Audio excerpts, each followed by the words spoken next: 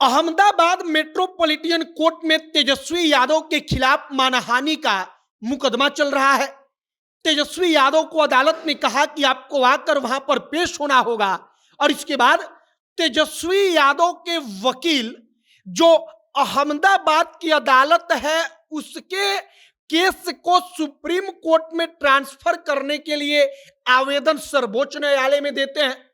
एक सूचना अहमदाबाद की कोर्ट को दिया जाता है, बताया जाता है कि हम चाहते हैं कि हमारा केस सर्वोच्च न्यायालय में ट्रांसफर हो जाए।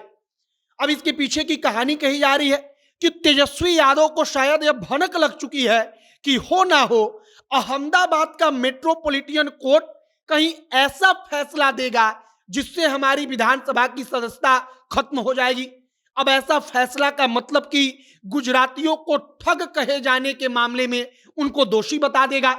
अब आगे आपको हम पूरी खबर बताएंगे। बाकी नमस्कार, मेरा नाम है मोहित कुमार सिंह और आप जनता जंक्शन देख रहे हैं। राहुल गांधी ने मोदी सरनेम वालों को लेकर एक टिप्पणी कर दी। हालांकि उनके कहने का मतलब किसी एक दो व्यक्तियों को ही था, लेकिन यह मामला चला गया गुजरात के अदालत में। अब गुजरात की एक अदालत राहुल गांधी को दोषी ठहराती है। जब दोषी ठहराती है, सजा दे देती है, तो उनके संसद की सदस्यता को रद्द कर दिया गया। लेकिन राहुल गांधी सुप्रीम कोर्ट में जाते हैं। सर्वोच्च न्यायालय ने राहुल गांधी पर फैसला दिया और फिर राहुल गांधी की संसद की सदस्यता को बहाल किया गया। अब यही एकदम चीज तेजस्वी यादव के साथ हो रहा है। इनके ऊपर पर भी आरोप है कि इन्होंने गुजरातियों को ठग कह दिया। हालांकि तेजस्वी यादव के कहने का मतलब भी गुजरात के कुछ लोगों को लेकर था, लेकिन अब मामला तो पहुंच चुका है। अब तक जो गवाही हुई है मेट्रोपॉलिटन कोर्ट में, इसके बारे में हमने पढ़ा तो एक न्यूज चैनल के मालिक को बुलाकर या उसके आदमी को बुलाकर कोर्ट ने गवाही ली। उस न्यूज वाले ने कह दिया कि हाँ, तेजस्वी यादव ने वाकई में गुजरातियों को ठग कहा था। मतलब कि गवाह तेजस्वी यादव के खिलाफ हो गए। अब इसका मतलब कि अगर अदालत फैसला देती तो तेजस्वी यादव के ऊपर हो सकता है कि कोई दिक्कत आ जाती। अगर 2 साल से ज्यादा का सजा हो जाए तो तेजस्वी यादव की विधानसभा की सदस्यता भंग हो जाएगी, वो सदस्यता खत्म हो जाएगी। अब इसी कारण से कहा जा रहा है कि तेजस्वी यादव गुजरात के कोर्ट में जाकर उपस्थित होने से बेहतर उनको लगता है कि अगर सर्वोच्च न्यायालय होगा, सुप्रीम कोर्ट होगा, तो सुप्रीम कोर्ट में हमारे हितों की रक्षा होगी। मतलब कि हम जो कहेंगे उस बात को निष्पक्ष तरीके से सुना जाएगा।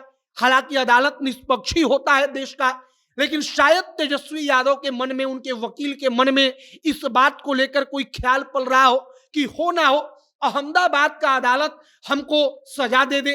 अब कहा जा रहा है कि 6 नवंबर को सुप्रीम कोर्ट में हो सकता है कि इस मामले पर सुनवाई हो।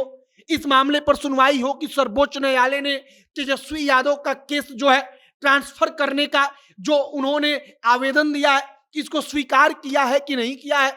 और अगर यह केस स्वीकार हो जाता है तो मतलब कि गुजरात से निकलकर तेजस्वी यादव का मामला चला जाएगा सुप्रीम कोर्ट और उसके बाद सर्वोच्च न्यायालय फैसला देगा कि क्या करना है, क्या नहीं करना है।